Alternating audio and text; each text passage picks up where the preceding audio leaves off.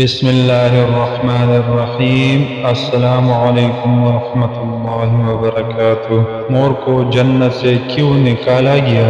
مور جتنا اب خوبصورت ہے اس سے کئی زیادہ جنت میں خوبصورت تھا۔ مور کی خوبصورتی پہ سب پرندے فدا تھے، لیکن ان سب خوبیوں کے باوجود مور سے ایسی کون سی خطا ہو گئی تھی جس سے اللہ تبارک و تعالی نے مور کو جنت سے نکال دیا۔ اللہ تبارک و تعالی نے جب حضرت آدم علیہ السلام اور اماں حوا بی بی کو پیدا فرمایا، اس کے بعد ان کو جنت میں بھیج دیا۔ وہ دونوں جنت میں بہت ہی پرسکون رہتے تھے، بہت ہی لذیذ میوہ پھل کھایا کرتے تھے، لیکن ایک اناج جس کو کھانے سے اللہ پاک نے انہیں منع فرمایا، اور وہ اناج گندم تھا، چونکہ شیطان حضرت آدم علیہ السلام کی وجہ سے ہی جنت سے نکالا جا چکا تھا۔ اسی وجہ سے شیطان کی حضرت آدم علیہ السلام سے دشمنی ہو گئی تھی۔ شیطان یہ چاہتا تھا کہ وہ کسی بھی طرح حضرت آدم علیہ السلام کو جنت سے نکال دے اور ساتھ میں اماں حوا کو بھی جنت سے نکال دے۔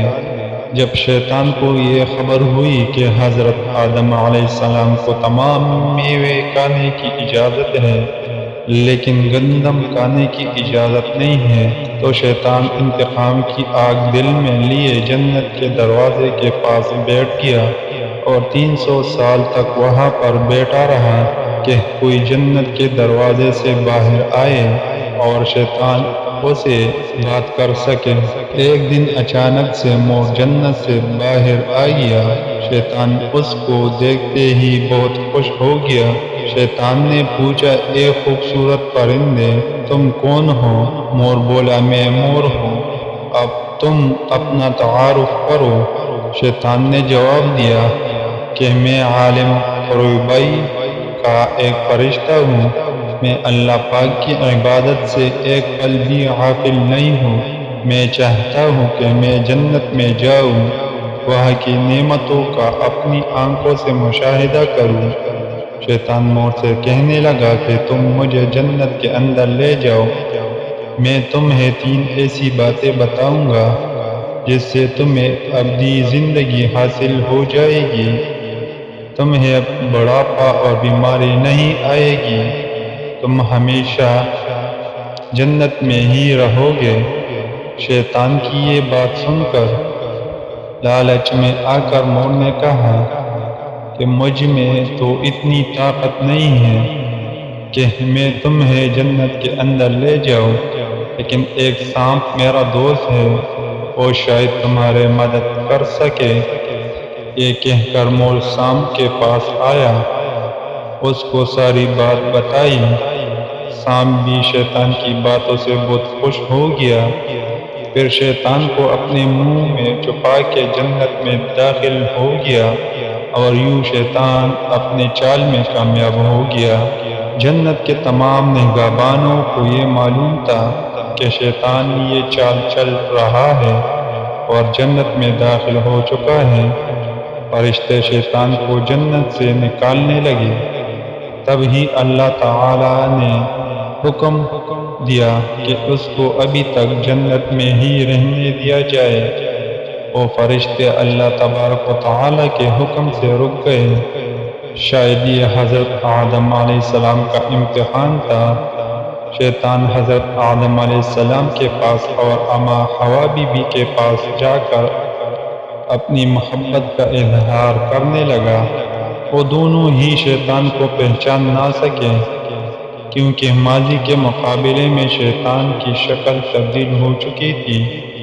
شیطان کہنے لگا کہ میں چاہتا ہوں کہ آپ دونوں ہمیشہ جنت میں اس طرح زندگی گزاریں، ہمیشہ خوش رہیں۔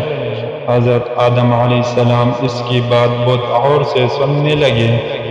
شیطان نے کہا، اگر آپ میری بات مان جائیں تو آپ کو جنت کی تمام سہولتیں ملے گی۔ حضرت آدم علیہ السلام شیطان کے بہکاوے میں آ کر کہنے لگے کہ یہ کس طرح ممکن ہے؟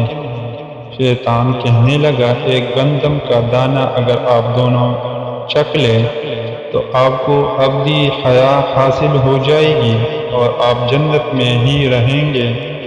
یہ بات سن کر حضرت آدم علیہ السلام کے دل میں رجحان پیدا ہوا، لیکن ان کے دل میں اللہ کی نافرمانی کا خوف غالب آ گیا، جبکہ اماں حوا بھی شیطان کی باتوں میں آ گئی، جس پر اماں حوا نے حضرت آدم علیہ السلام کو راضی کر لیا۔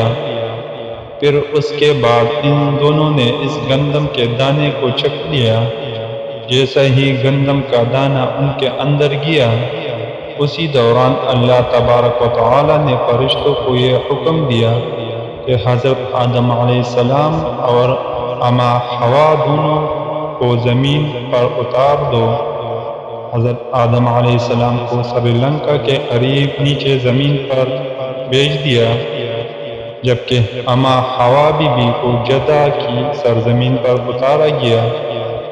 جن خوبصورت پیروں سے چل کر مور شیطان کو جنت کے اندر لے کر آیا تھا، وہی خوبصورت پاؤں اللہ پاک نے مور سے لے لی۔